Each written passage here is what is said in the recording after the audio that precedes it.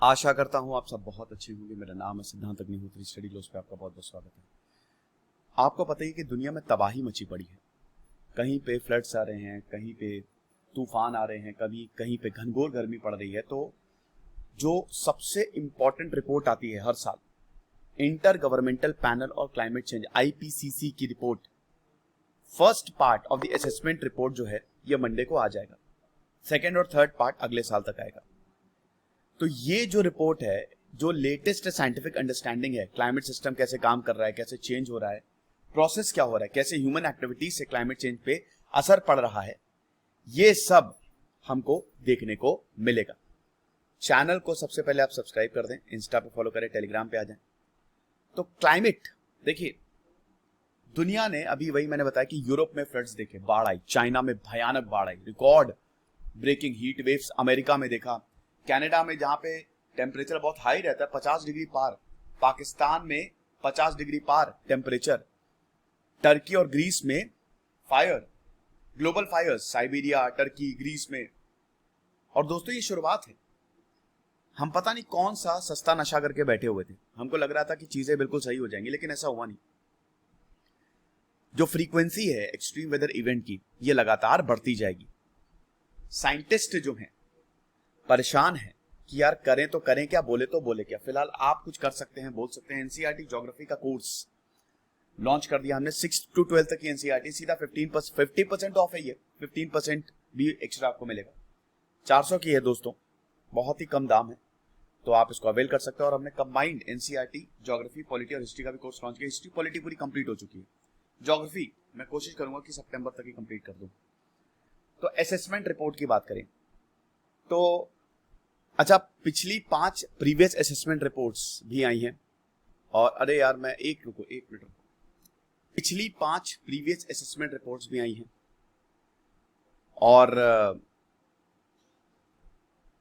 ये 1988 से आ रही है। मतलब IPCC को 1988 में स्टैब्लिश किया था। इसमें यही है कि 30 साल में ग्लोबल टेम्परेचर्स ने क्या किया है, ये देखा है इसने।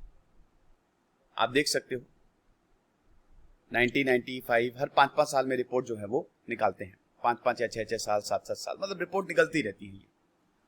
IPCC को नोबेल पीस प्राइज भी मिला है। तो IPCC दुनिया का सबसे बेहतरीन असेसमेंट रिपोर्ट ये निकालते हैं, मतलब जेनेवा की है ये।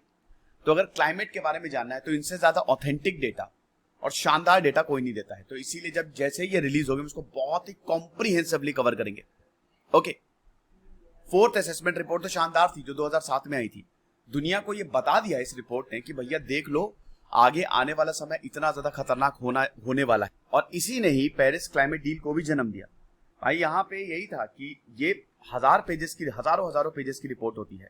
और पिछली अंडरस्टैंडिंग, हमने पिछला क्या सीखा और अभी हम क्या कर रहे हैं, ह्यूमन एक्टिविटीज की वजह से कितनी बुरी हालत हो रही है, उसके बाद 2 डिग्री सेल्सियस से ज्यादा टेम्परेचर जाएगा तो क्या होगा, ये सब रिपोर्ट बताती है।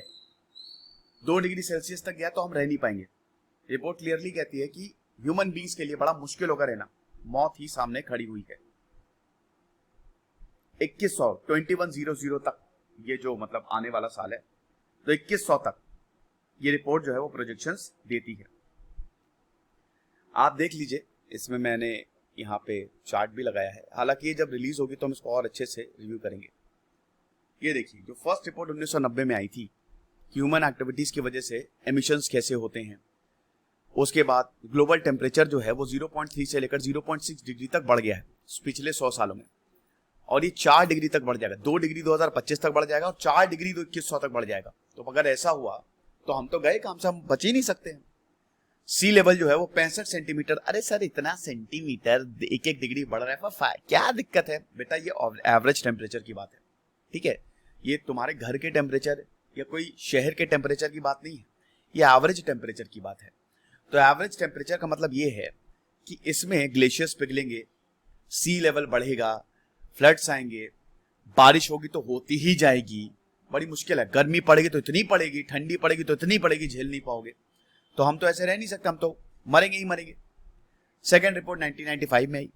इसने ये बोला कि 2100 तक 3 डिग्री सेल्सियस टेम्परेचर जो है वो बढ़ जाएगा और सी लेवल का 50 सेंटीमीटर। यानी कि रिपोर्ट थोड़ी सी इसने हमको थोड़ा दिलासा दिया। थर्ड रिपोर्ट 2001 में रिवाइज्ड एस्टिमेट ये था कि 2100 तक 1.4 से लेकर 5.8 डिग्री सेल्सियस तक बढ़ सकता है कंपेयर टू 1990।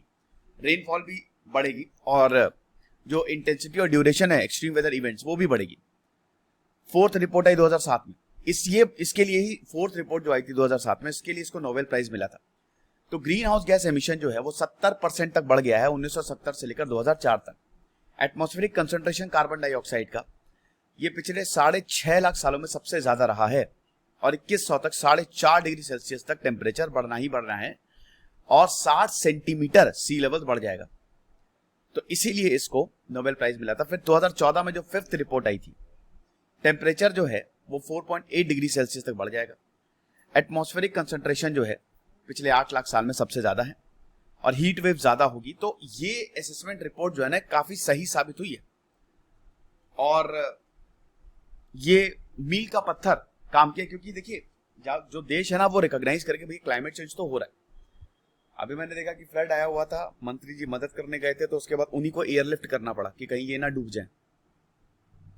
इस तरीके का हिसाब किताब रहा है। तो अब फोकस क्या होगा? सबसे पहले तो रीजनल फोकस होगा। आईपीसीसी रिपोर्ट की बात करें तो ग्लोबल सिनेरियो को प्रेजेंट करती है, तो रीजन टू रीजन क्या हिसाब किताब रहा है ये बताएगा। तो रीजनल फोकस इज इंपॉर्टेंट कि कैसे रहेगा बे ऑफ बंगाल के रीजन में, क्या लो प्रेशर बेल्ट या हाई प्रेशर बेल्ट एरिया कौन सा है, कौन सा ज्यादा फ्लड प्रोन एरियाज है।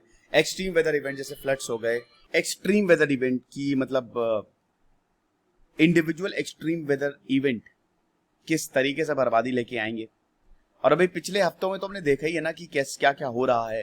फ्लड्स हो गया, उसके बाद कहीं वॉल्केनो फट रहे हैं, कहीं बारिश बहुत ज्यादा हो रही है, कहीं गर्मी बहुत ज्यादा पड़ रही है। तो ये जो एक्सट्रीम इवेंट्स है ये कैसे, फिर शहरों जो बहुत बड़े बड़े शहर है ना ये सबसे ज्यादा वल्नरेबल है, क्योंकि यहाँ पे अर्बनाइजेशन बहुत तेजी से हो रहा है, डिफॉरेस्टेशन बहुत तेजी से हो रहा है कि इंफ्रास्ट्रक्चर की वजह से हम क्लाइमेट को मतलब अपने जो इन्वायरमेंट है अगल बगल उसको बर्बाद करते जा रहे हैं। यहाँ पे इंडस्ट्रीज ज्यादा है तो इंडस्ट्रियल पोल्यूशन भी ज्यादा फैलता है। तो ये जो मेगा सिटीज हैं ये बहुत ज्यादा वल्नरेबल। उसके बाद फिर सिनर्जी, ये एविडेंस होगा कि ट्रेड जो होता है एक दूसरे से वो कितना ज्यादा इंपैक्ट करता है। उसके बाद जो सोशल इम्प्लीकेशंस हैं वो क्या है। तो ये नई चीजें होंगी। फिलहाल जब ये रिपोर्ट आएगी तभी हम इसको बहुत अच्छे से डिस्कस करने वाले हैं। मैं भी काफी ज्यादा एक्साइटेड हूं। अब आईसीसी जैसा कि मैंने बताया कि भैया देखो ये बहुत ज्यादा इन्फ्लुएंशियल रही है। UN framework convention on climate change UNFCCC first assessment report के बाद ही डेवलप हुआ। जितनी भी चीजें आती है ना, जो भी नेगोशिएशंस एंड एवरीथिंग, वो इसी यूएनएफसीसी के अंदर ये एक अम्ब्रेला है। जो भी इन्वायरमेंट से रिलेटेड कोई भी प्रोटोकॉल आया, कोई रिपोर्ट आती है तो वो इसी के ही अंदर आती है। तो अब यूएनएफसीसी डेवलप हो जब आईपीसीसी ने अपनी रिपोर्ट निकाली, वरना तो कभी डेवलप ही नहीं होता। तो क्योटो प्रोटोकॉल भी आ गए, पेरिस का एग्रीमेंट भी आ गया। ये एक तरीके से आईपीसीसी की जो रिपोर्ट है ना, ये एक तरीके से फाउंडेशन है ऑर्गेनाइजेशंस के लिए कि वो काम करें क्लाइमेट चेंज को रोकने के लिए। ठीक है, तो इसीलिए ये बहुत ज्यादा इंपॉर्टेंट है। फिलहाल ये लेक्चर था और हमारा ज्योग्राफी का शानदार कोर्स आप जरूर अवेल करें। कुछ नहीं पढ़ते रहे। दिस इज सिद्धांत अग्निहोत्री साइनिंग।